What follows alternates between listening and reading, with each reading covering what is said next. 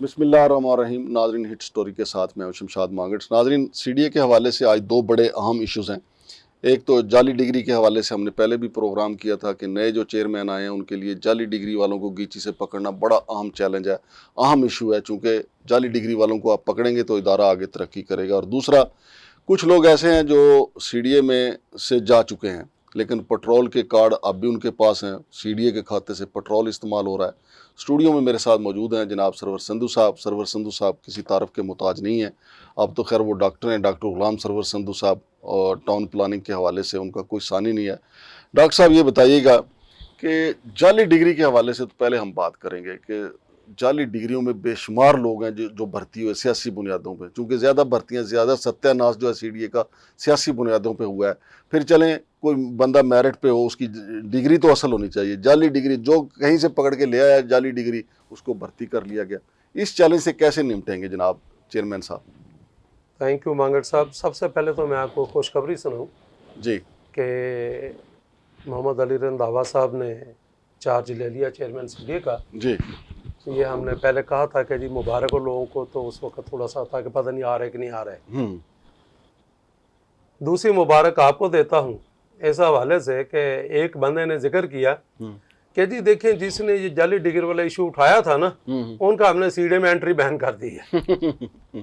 Sir, ख्वाब देखने से तो किसकी कोई पाबंदी नहीं है, लेकिन जागने और सोने में दोनों ख्वाब देखने में फ़र्क है।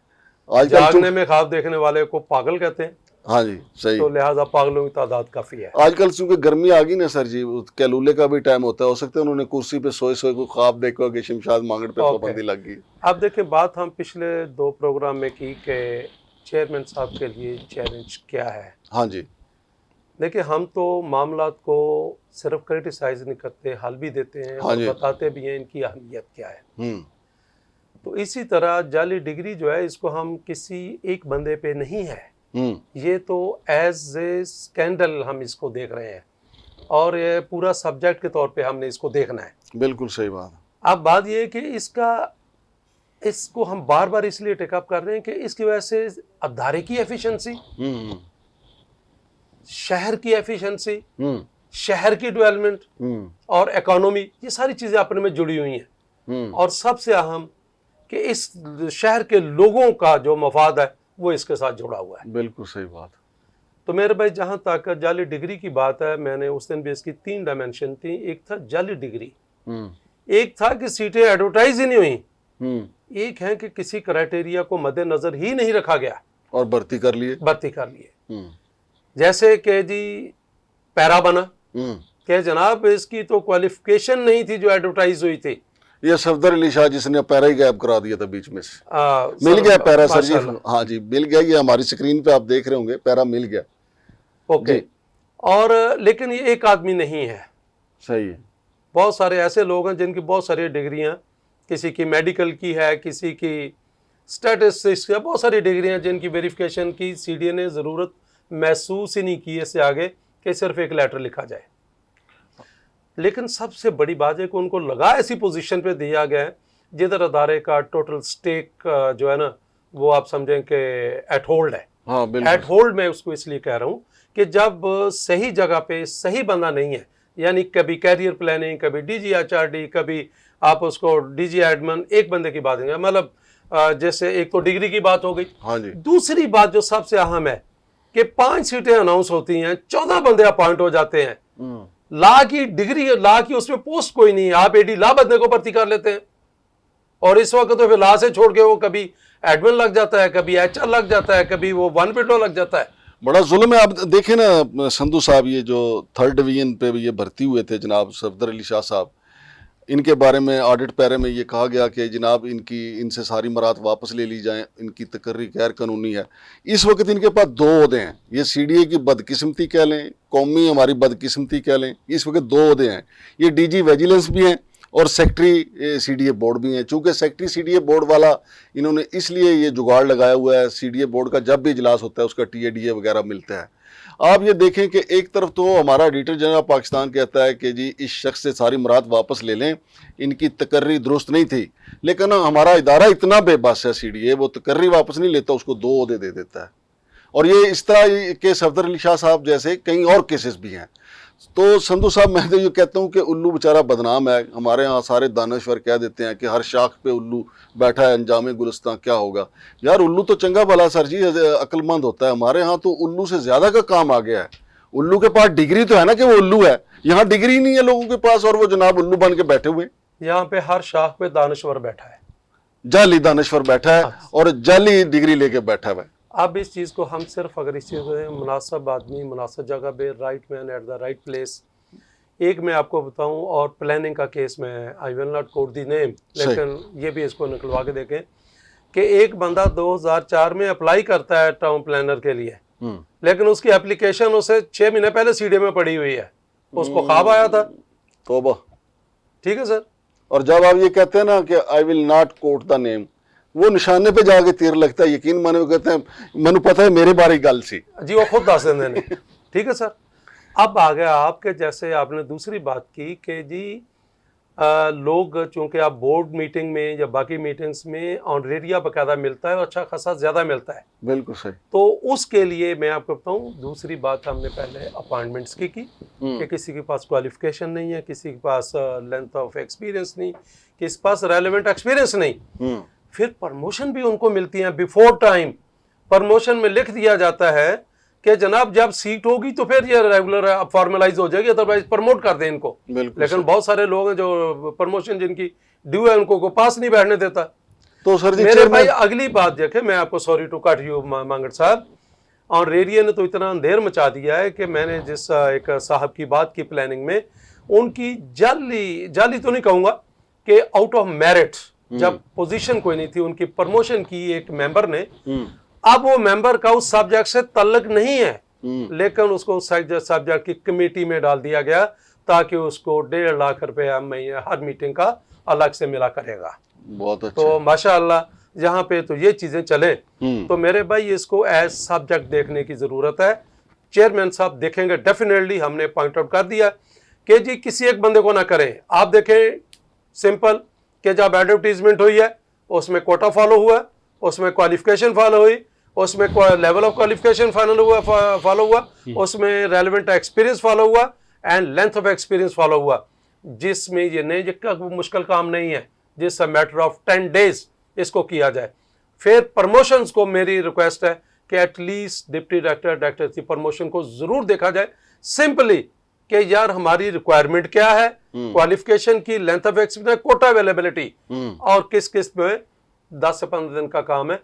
इससे बहुत सारे लोगों का हो जाएगा कि जो रेलेवेंट नहीं है। और साथ ही साथ मैं एक बात कहूंगा कि जहां पे हर वक्त हम इकोनॉमी कर रहे हैं, तो इस अदारे को भी बाज़ का लाले पड़ जाते हैं तनख्वाह के। बिल्कुल तो उस वक्त मेरे भाई जो हमने इतने बड़े ऑनरेरियाज देने शुरू कर दिए हैं, ये जरूरत नहीं है। ये सिर्फ एक क्रेडिट की बात होती थी कि मैं जी मेंबर हूं इस कमेटी का, मैं मतलब इसको देख रहा हूं। लोग आते थे, वॉलंटियर आते थे, लेकिन अब मेरे भाई आपने ऑनरेरियम शुरू कर दिया, और साथ ही फिर जो चाचा मामा ताया जो फेवरेटिज्म, नेपोटिज्म इसमें आ गई है। लिहाजा ये भी एक चीज है। अब पेट्रोल वाले इशू को हम सिर्फ 2 मिनट में कवर करते हैं। हाँ जी, पेट्रोल जो है संधू साहब, हमारी मालूमात के मुताबिक लोग यहाँ से ट्रांसफ़र होकर चले गए हैं, उनके पास उनकी जेबों में उनकी औलादें जो हैं वो गुलछर्रे उड़ा रही हैं, गाड़ियाँ सरकारी में उसमें इस्तेमाल कर रही हैं। वो क्या मामला है? यस, इसमें हम इसको 3 कैटेगरी में तकसीम करते हैं। 1-2 ईयर के पहले पेट्रोल मिला करता था CDA के पेट्रोल पंप से, लेकिन अब इन्होंने in the name of austerity measure, in the name of safety, security, safeguard of economy, इन्होंने कहा जी हम आइंदा से फ्यूल कार्ड दिया करेंगे। सही। और वो सारे लोग PSO से फ्यूल कार्ड के ऊपर डलाएं। उसमें एक तो सीलिंग मुकर्रर कर दी गई कि जी 150 लीटर होगी ग्रेड 18 तक, 200 लीटर है ग्रेड 19 तक, और इससे ऊपर के लिए जो है वो 2 and प्लस। उस कार्ड का ये फायदा, या 2 फायदे उस कार्ड के बहुत ज्यादा हुए। एक तो ये हुआ कि वो लोग जो ऑफिसर मोनेटाइजेशन ले रहे हैं CD में बाहर से आके, उन्होंने गाड़ी ऑफिशियली नहीं और वो कार्ड यूज कर रहे हैं। अच्छा। उधर से मोनेटाइजेशन भी ले रहे हैं, इधर से फ्यूल कार्ड भी यूज कर रहे हैं, CDA का, और 3-3 गाड़ियां भी रखी हुई हैं CDA की। यस, जब हम मोनेटाइजेशन ले रहे हैं, आप गवर्नमेंट की गाड़ी यूज नहीं कर सकते, गाड़ी भी यूज कर रहे हैं, साथ वो फ्यूल कार्ड भी यूज कर रहे हैं। और ये आपकी इतला बिल्कुल दुरुस्त है। बहुत सारे लोग सीडीए से जा चुके हैं। कुछ की तो यशी है कि फ्यूल कार्ड भी है, गाड़ियां भी हैं, लेकिन कुछ जो थोड़े से आप कह लें कि 70% माड़े हैं, उनके पास चलो कम गाड़ियां नहीं तो फ्यूल कार्ड तो चल ही रहे हैं सीडीए के।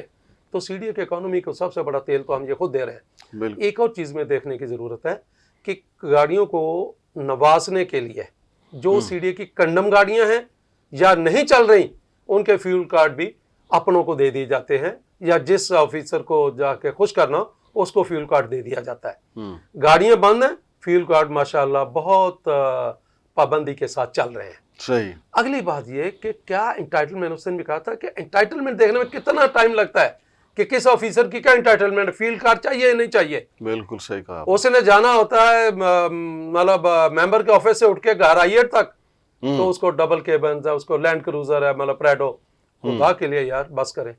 तो मेरे भाई ये दोनों चीजें सीडीए की, शहर की इकोनॉमी को और एफिशिएंसी को बुरी तरह मुतासर कर रही हैं। और मेरी रिक्वेस्ट है चेयरमैन साहब से कि प्लीज इन चीजों को फर्स्ट प्रायोरिटी के तौर पे देखा जाए, ताकि आपकी नेकनामी में मजीद इजाफा हो। इस अदारे के पल्ले को अगर शायद बच गई है तो वो बच जाए, ना कि अगले 6 महीने में वो भी जाते रहे। बहुत शुक्रिया जनाब संधू साहब। तो नाजरीन, मोहतरम जनाब चेयरमैन सीडीए साहब से हमारी भी गुजारिश है कि जब तक आप जाली डिग्री वालों के खिलाफ रंदा नहीं चलाएंगे, और जब तक ये पेट्रोल जो है, जो पेट्रोल पी रहे हैं, ये दर हकीकत तो अवाम का खून पी रहे हैं जिनको ये सहूलत दी हुई है। अगर वो ये यहाँ से रुखसत हो गए हैं तो उनसे यही तो हिसाब लेने वाली बात है कि उनसे पूछें कि आप यहाँ से चले गए थे तो ये सीडीए के खाते से आपने क्यों पेट्रोल इस्तेमाल किया।